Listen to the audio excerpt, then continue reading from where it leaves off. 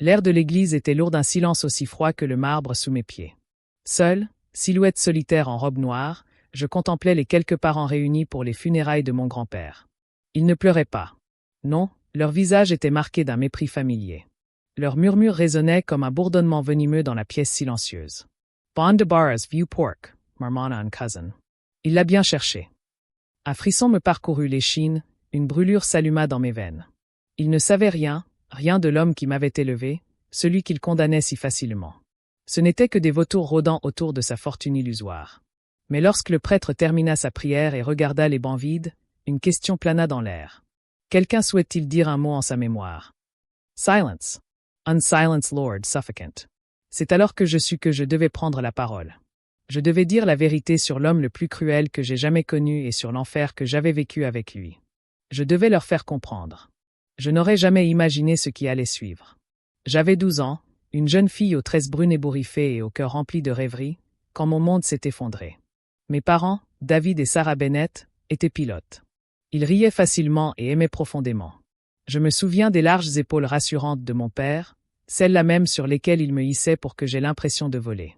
La voix de ma mère était une mélodie, un doux murmure tandis qu'elle peignait des aquarelles qui emplissaient notre petite maison de banlieue de couleurs vibrantes. Notre vie n'était pas grandiose, mais elle était parfaite. Nous avions des soirées cinéma sur le canapé, des barbecues dans le jardin avec les voisins, et un chien nommé Buster, qui faisait partie intégrante de la famille. Nous étions heureux, mais le bonheur, j'allais bientôt l'apprendre, était fragile. Un simple coup de téléphone a tout changé. Les visages des 2 policiers à notre porte étaient blêmes. Leurs paroles étaient pâteuses. Un résumé froid et clinique d'un crash d'avion en montagne. Aucun survivant. L'avion de mon père. Ma mère était avec lui. Le monde autour de moi s'est figé. Je n'ai pas crié. Je n'ai pas pleuré. La douleur était trop intense. Un bloc de glace s'est solidifié dans ma poitrine, me laissant complètement insensible. C'est alors que tante Clara est apparue. C'était la sœur aînée de ma mère, une femme à la bouche toujours serrée et au regard perçant et calculateur. Je ne l'avais vue qu'aux réunions de famille, où elle semblait toujours nous juger. « Je prends la fille », a-t-elle dit à l'assistante sociale d'une voix froide et sans chaleur. Je ne le savais pas alors, mais elle avait une idée derrière la tête. L'espoir désespéré de trouver un trésor caché que mes parents avaient laissé derrière eux. Elle m'a conduite pendant des heures, le paysage devenant de plus en plus désolé à chaque kilomètre, jusqu'à ce que nous atteignions un endroit qui ressemblait à une ville fantôme. C'était une ville poussiéreuse et balayée par les vents, avec un seul feu de circulation et une poignée de bâtiments délabrés. Et là, à la périphérie de la ville, se trouvait ma nouvelle maison. Une petite ferme délabrée, à la peinture écaillée et au toit de tôle rouillée. Je n'oublierai jamais la première fois que je l'ai vu. Mon grand-père, Richard Sterling, se tenait sur le perron. Il était grand, mince, et ses yeux gris perçants semblaient me transpercer, comme s'il voyait chaque défaut. Il n'était pas du tout comme je l'avais imaginé. Je me suis préparé à une étreinte, à un mot gentil, à quelque chose qui ressemble à du réconfort. Je n'ai reçu qu'un hochement de tête bref et une voix tonitruante qui allait hanter mes rêves pendant des années. Tu es en retard, Elizabeth. Ne me fais pas perdre mon temps. C'est à ce moment que ma nouvelle vie a commencé. Une vie de silence, de labeur et d'une discipline à faire pâlir la plupart des gens. J'ignorais alors que le pauvre vieil homme chez qui j'étais envoyé vivre était un milliardaire caché. Dès que j'ai posé le pied dans cette ferme, ma vie s'est transformée en un tourbillon de corvées et de silence. J'ai vite compris que grand-père Richard ne croyait ni au confort ni AUX Conversations. La vieille ferme était froide et sentait la poussière et la terre humide. Ma chambre était une petite boîte spartiate avec un lit raide, un simple bureau en bois et une fenêtre donnant sur une grange. Pas de lampe de chevet, pas de tapis, rien pour adoucir le choc de ma nouvelle réalité. Seule décoration, un petit tableau noir au mur avec 2 mots griffonnés, travail dur. Mes journées étaient une routine suffocante. Une horloge s'agitait à un rythme effréné. Le son strident de son réveil a retenti à 5 heures. Lève-toi, Elisabeth. Le soleil n'attend pas. Sa voix résonna dans le couloir et je me suis réveillé en sursaut, le cœur battant d'une peur familière. Je suis sorti en titubant. Allongé dans mon lit, l'esprit encore hanté par les images du crash d'avion, les visages de mes parents m'appelant sous la pluie. Il n'y avait pas de temps pour la tristesse, pas de temps pour les rêveries. J'enfilais le vieux jean et les chemises de flanelle qu'il avait préparées pour moi, puis je me précipitais dehors pour nourrir les cochons et nettoyer les tables. Le petit déjeuner était toujours à 6 heures, un repas de solitude. Il était assis en bout de table et moi à l'autre bout, la distance entre nous aussi vaste que l'océan. Le repas se composait simplement de bouillie de fruits de mer et de toast, et nous mangions en silence. Pas d'histoire joyeuse, pas de rire comme ceux que ma mère partageait autrefois. Montrer une faiblesse était un péché grave. Un jour, j'ai commis l'erreur de me plaindre de mes mains couvertes d'ampoules après avoir pelleté du fumier. « J'ai mal aux mains, grand-père », ai-je dit d'une voix à peine audible. Il a levé la tête, ses yeux gris brillants sous ses sourcils broussailleux. « Mal » a-t-il grogné. « Les hommes ne savent pas ce qu'est la douleur. Tu as perdu tes parents. Et toi? Ne te plains pas du travail. Tu t'y habitueras. » Ces mots me cinglaient comme un fouet, me réduisant au silence. Les larmes qu'il m'était interdit de verser me montèrent aux yeux. Il me corrigeait sans cesse, hurlant pour la moindre erreur dont mes parents se seraient moqués. Des bottes boueuses dans la maison. Natoy! Cette ferme n'est pas une porcherie. Si je mangeais trop lentement, il sifflait. Dépêche-toi. Le temps, c'est de l'argent. Tu crois que la vie t'attend pour finir ton pain? Oublier de débarrasser la table était le pire des crimes. Un jour, épuisé par la traite des vaches et la réparation des clôtures, j'ai laissé la vaisselle et me suis effondré sur mon lit. J'ai été réveillé par le bruit de ses pas lourds. Il se tenait dans l'embrasure de ma porte, tenant une vieille lanière de cuir accrochée au mur. Il ne m'a pas frappé, mais il l'a brandi, le cuir sifflant doucement dans l'air. Nettoie maintenant. Personne ne fera ton travail à ta place. Je me suis levé péniblement, les mains tremblantes, en lavant la vaisselle sous l'eau glacée. L'eau, les éclaboussures qui me fouettaient le visage comme des larmes que je n'avais pas le droit de verser. Je luttais. La douleur de la perte de mes parents était encore une plaie vive et saignante.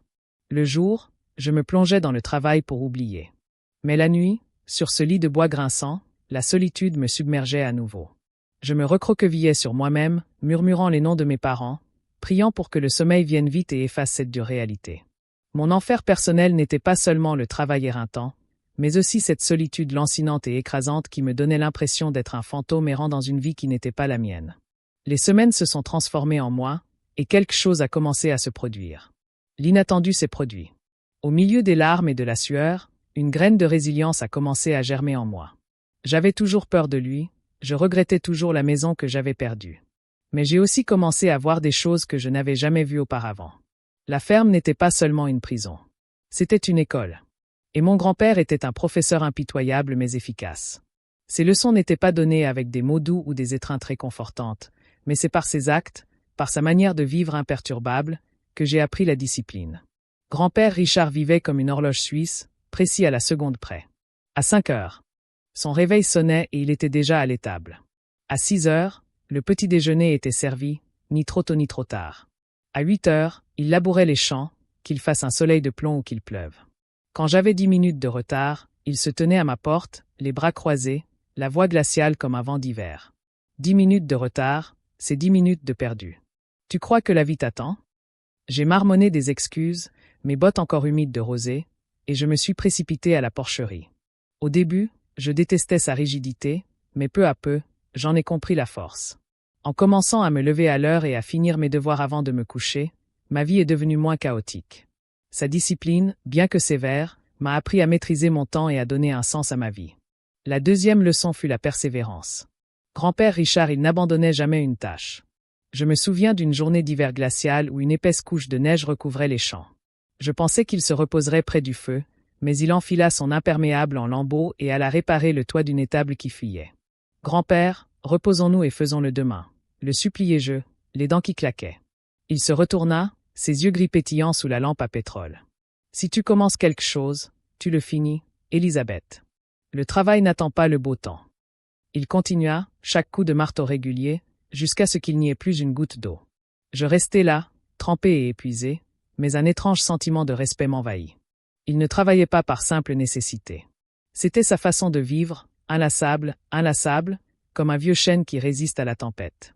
Dès lors, chaque fois qu'un problème de maths était trop difficile, ou que j'étais sur le point d'abandonner à cause de la fatigue, je pensais à lui réparant ce toit dans la neige. Son sens de l'économie fut la leçon suivante. Il ne gaspillait jamais rien. Les restes de garniture à pain étaient soigneusement emballés. Les clous et les morceaux de bois étaient ramassés. Il mettait de l'argent de côté pour les incendies. Il tenait un petit carnet en cuir usé où il notait toutes ses dépenses. Un jour, j'ai renversé par inadvertance une bouteille de lait frais sur le sol de la cuisine. Il n'a pas crié. Il a simplement regardé la flaque blanche à l'intérieur. Ce lait, c'est de la sueur, Élisabeth. Un liquide renversé, c'est un effort gaspillé. J'ai eu honte. Non pas parce qu'il m'avait grondé, mais parce qu'il avait raison. Il vivait frugalement, non par avarice, mais parce qu'il comprenait la valeur des petites choses. Dès lors, j'ai appris à apprécier chaque centime. J'ai commencé à raccommoder les vêtements déchirés et à économiser les pièces que je gagnais en l'aidant à vendre du foin. Il m'a aussi enseigné l'honnêteté et le sens des responsabilités. Mentir, c'est se mentir à soi-même, Elisabeth, disait-il d'une voix de pierre. Est-ce ainsi que tu veux vivre? J'ai appris à affronter la vérité, même quand elle faisait mal. Et il n'a jamais fui son devoir envers la terre de nos ancêtres ni envers moi. Je lui ai demandé un jour, « Pourquoi ne vends-tu pas la ferme pour aller vivre en ville et mener une vie plus simple ?» Il me regarda d'un air pensif. « On ne fuit pas ses responsabilités, Elisabeth. C'est la terre de nos ancêtres. L'abandonner, c'est s'abandonner soi-même. » Ces mots me frappèrent comme un marteau. Ils me réveillèrent. Je commençais à comprendre qu'être forte ne se résumait pas à la force physique, mais à porter des fardeaux. Aussi lourds que fussent ces leçons, forgées dans le creuset de la ferme, était le bagage silencieux qu'il m'avait légué. Il avait fait de moi une femme, non par un amour tendre, mais par des leçons tranchantes comme une lame, éliminant mes faiblesses et révélant l'acier qui sommeillait en moi. Mais à l'approche de mes 18 ans, cette force nouvelle allait être à l'origine de notre plus grand conflit. L'air était chargé de tension, lourd et suffocant comme une tempête imminente. C'était le soir de mon 18e anniversaire. Je venais de recevoir mon bulletin scolaire, une feuille remplie de A et de B. Mon cœur battait la chamade, non de fierté, mais d'espoir qu'il me voie enfin, qu'il me voie vraiment. J'entrai dans la cuisine, le vieux portfolio d'artiste en cuir usé serré contre moi. Maman. Il était assis à table comme toujours, une tasse de café fumante devant lui. J'ai posé ma note sur la table. J'étais entré à l'école d'art. Grand-père, dis-je d'une voix tremblante mais ferme, c'est la meilleure de l'État. Je veux devenir peintre, comme maman. Il n'a même pas regardé ma note. Il a attrapé une pile de papier à côté de sa tasse de café, des dossiers de candidature pour l'université que je n'avais jamais vus.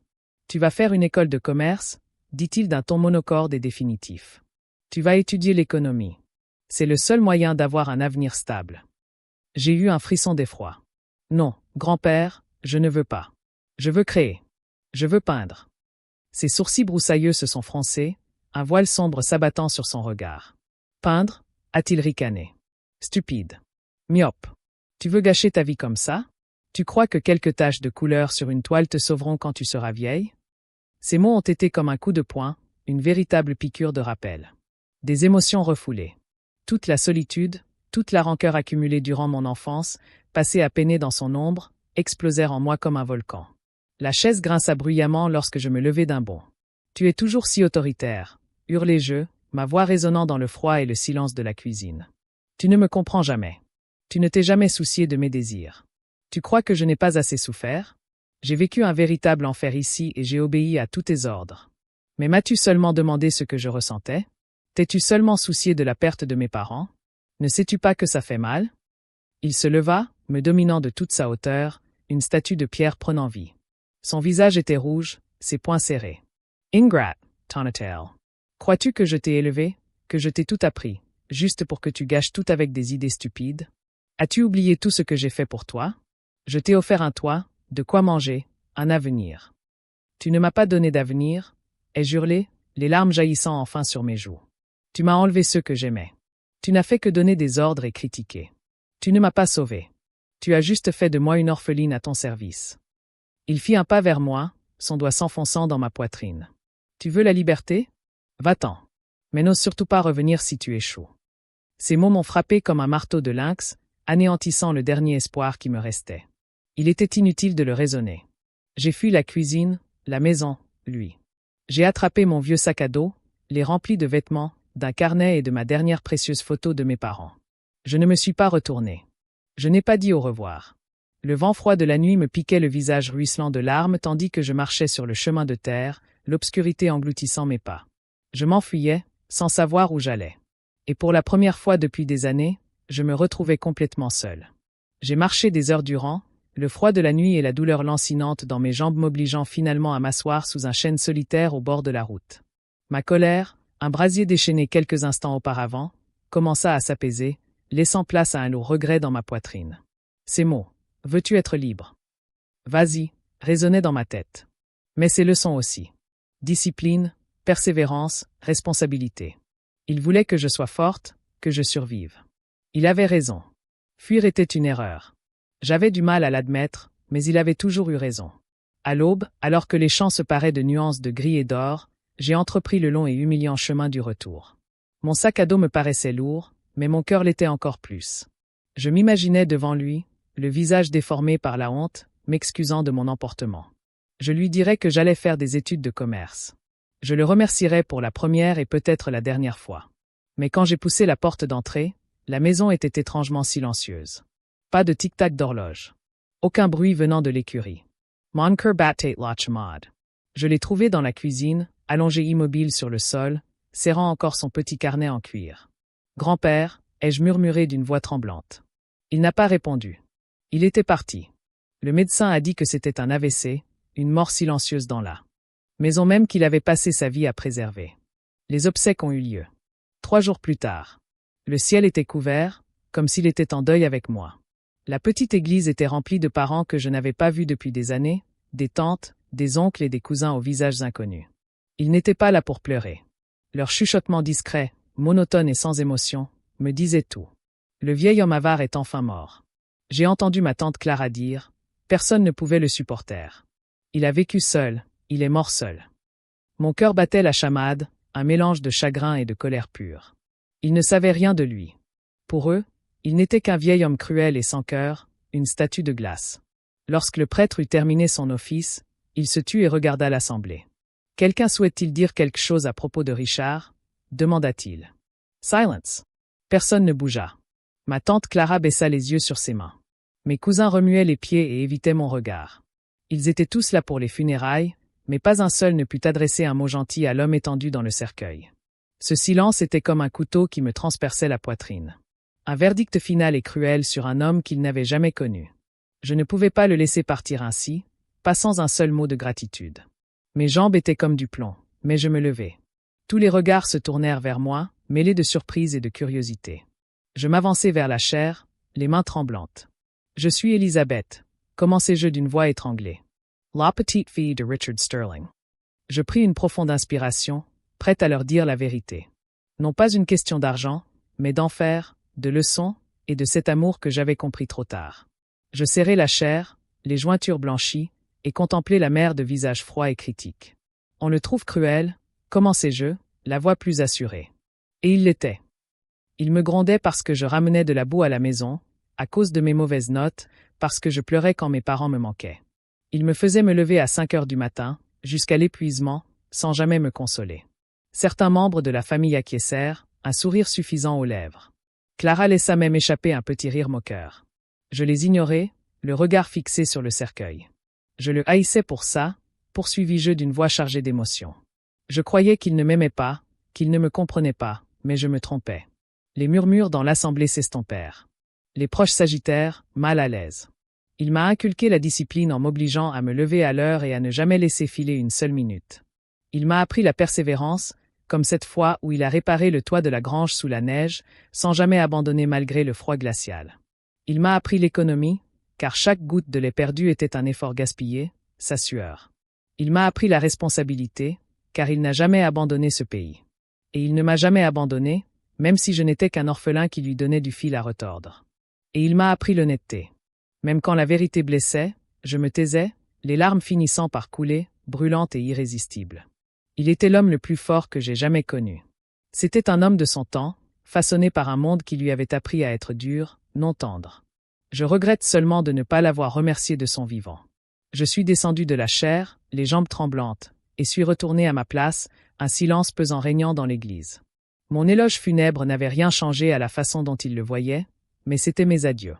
Mon dernier cadeau à l'homme qui m'avait façonné. Assise là, je fus accueilli par un homme en costume gris impeccable. C'était Robert Thompson, l'avocat de mon grand-père. Il tenait une mallette en cuir usé. « Jameson » demanda-t-elle. Je secouai la tête. « Elizabeth. Je suis Elizabeth. Ayala skisa un surar chalaru. Elizabeth, esi cordiatel. Je suis ici au sujet du testament de Richard Sterling. » Ces mots résonnèrent dans l'air, attirant tous les regards. J'avais oublié les vautours. Monsieur Thompson ouvrit sa mallette et en sortit un épais dossier. De la part de Monsieur Sterling, dit-il d'une voix basse et posée. Je tiens à vous informer que vous êtes son unique héritière. C'était un homme très discret. En fait, la plupart de ses proches ici présents ignoraient tout de sa véritable fortune. Il marqua une pause, puis me regarda droit dans les yeux. Felicitations, Elizabeth. Voici ce qu'il vous a légué. Je restai figé, sous le choc. L'homme que je croyais être un pauvre fermier cruel était milliardaire. Le mot « milliardaire » pesait lourd sur moi. J'ai vu le visage de ma tante Clara se transformer, passant d'une satisfaction suffisante à un masque de rage pure et sans borne. Elle s'est mise à hurler, un cri strident de rage et de trahison. Ce n'est pas juste. C'était un imbécile. Il vivait comme un mendiant. Tu l'as forcément escroqué, petite vipère. L'avocat l'ignora calmement et sortit de sa mallette un vieux carnet à couverture de cuir. C'est ce que M. Sterling m'a demandé de vous remettre personnellement, Elizabeth, dit M. Thompson d'une voix plus douce. Il a dit que c'était plus important que n'importe quel bien. Je pris le carnet, les mains tremblantes. Le cuir était frais et lisse sous mes doigts. En l'ouvrant, une odeur de vieux papier et d'encre s'en dégagea. Un parfum qui évoquait l'air même de la ferme. Son écriture, ferme et soignée, remplissait les pages. Ce n'était pas un journal intime. C'était un recueil de pensées fragmentées, de courtes notes, comme des éclats de son âme. La première page était datée du lendemain de la mort de mes parents. Laura et David sont morts aujourd'hui. Il ne reste plus que la fille. Je dois prendre soin d'elle. Je ne sais pas être parent, je sais construire des choses, pas des êtres. J'ai dégluti difficilement, les larmes aux yeux, en lisant ces mots. Il avait eu peur, comme moi. Mais il ne me l'a jamais laissé paraître. J'ai tourné les pages, chaque ligne me transperçant le cœur. Il écrivait sur les nuits blanches, sur ces moments passés dans l'étable à me demander s'il m'avait bien élevé avec sa sévérité. Je ne sais pas dire des mots d'amour. Mon père m'a appris qu'un homme doit être fort. Pas de larmes, pas de faiblesse. C'est tout ce que je sais pouvoir enseigner à Elizabeth. J'ai peur qu'elle me haïsse pour toujours. Des larmes ont coulé sur la page, bavant l'encre. Il avait peur que je le haïsse. Il avait peur que je ne comprenne pas. J'ai ouvert le livre à la dernière entrée, écrite quelques semaines avant sa mort, probablement le jour même de notre dernière dispute. Elizabeth Grandy. Elle veut être libre. Je comprends. Mais je veux qu'elle ait une vie meilleure que la mienne, meilleure que celle de ses parents. Je l'aime, mais je ne sais pas comment le dire. Si je ne suis plus là, dis-lui que je suis fier d'elle. Je veux juste qu'elle soit forte, pour que personne ne puisse lui faire de mal. Ces mots m'ont transpercé comme un coup de poing dans l'estomac. J'ai sangloté et serré le journal contre ma poitrine. Il n'était pas l'homme froid et cruel que j'avais toujours imaginé. Il était seul, prisonnier des dures traditions de son époque, incapable de manifester son amour autrement que par des gestes silencieux. Son amour n'était pas une douce couverture. C'était une forge, un marteau, un feu destiné à me rendre forte. Assise là, j'ai senti le monde se transformer sous mes pieds. Les biens qu'il a laissés étaient précieux, mais le journal était le véritable cadeau. C'était son cœur ouvert devant moi, et je regrettais seulement de ne pas l'avoir lu plus tôt, quand j'aurais pu le regarder dans les yeux et lui dire « Je comprends, grand-père. Je comprends maintenant. » J'ai quitté le cabinet d'avocat, serrant mon journal contre moi, et je suis sorti dans la pâle lumière de ce dimanche après-midi. Le vent portait au loin le parfum du foin, et pour la première fois, j'ai souri, malgré les larmes qui perlaient encore sur mes joues. Grand-père Richard était parti, mais il m'avait laissé bien plus que de la richesse. Il m'avait légué ses enseignements, ses valeurs et un amour discret que je garderai à jamais. Ce soir-là, je suis retourné dans la cuisine froide de la ferme. La lampe à pétrole projetait une lueur chaude sur le journal tandis que je relisais ces dernières lignes. Je veux juste qu'elle soit forte pour que personne ne puisse lui faire de mal. J'ai serré les poings et j'ai eu l'impression qu'il était là, à me regarder de ses yeux gris perçants. Je le ferai, grand-père, ai-je murmuré. Je serai forte. Le lendemain, j'ai commencé à me préparer. J'ai postulé à une école de commerce dans un État voisin, un choix pragmatique, fidèle à son esprit. L'université était un monde nouveau, plein de liberté, mais aussi de pression. Certains soirs, je restais tard à la bibliothèque, les yeux brûlants de lecture, les mains crispées à force de prendre des notes. Quand les travaux de groupe échouaient ou que j'avais une mauvaise note, je me sentais comme la petite fille qu'on grondait. Mais à chaque fois que je doutais, j'ouvrais mon journal et je relisais ces mots. Si tu commences quelque chose, tu le finis. Je travaillais à temps partiel dans un café, je cassais des tables et je lavais des tasses, vivant frugalement, comme il me l'avait appris. Je ne gaspillais jamais un sou, même quand mes amis m'invitaient à faire les boutiques ou à sortir. Cette frugalité m'a permis de traverser des mois difficiles et m'a appris la valeur de chaque centime. J'ai aussi appris à être honnête, même quand la vérité était douloureuse. J'acceptais les pénalités de retard pour les devoirs plutôt que de mentir. Je me souvenais de ces mots. Mentir, c'est se mentir à soi-même. À 22 ans, j'ai obtenu mon diplôme, fruit de nuits blanches et d'un travail acharné. Je ne suis pas retourné tout de suite à la ferme. J'ai plutôt utilisé l'héritage pour créer une petite entreprise de logistique qui transportait des produits des fermes locales vers les marchés. L'idée m'est venue de mes années à la ferme, où je l'avais vu se démener pour vendre sa production. Créer une entreprise a été difficile. Les camions tombaient en panne, les clients ne payaient pas à temps et certaines livraisons étaient gâchées. Mais quand j'étais sur le point d'abandonner, je pensais à lui réparant le toit sous la neige. J'ai serré les dents et persévéré.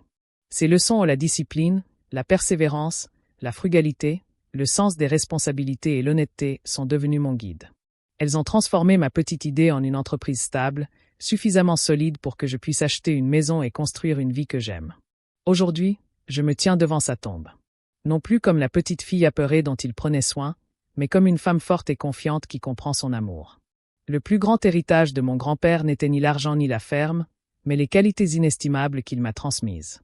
Il m'a enseigné non par de douces paroles, mais par une vie de sacrifice silencieux. Je dépose un bouquet de marguerites sur sa pierre tombale.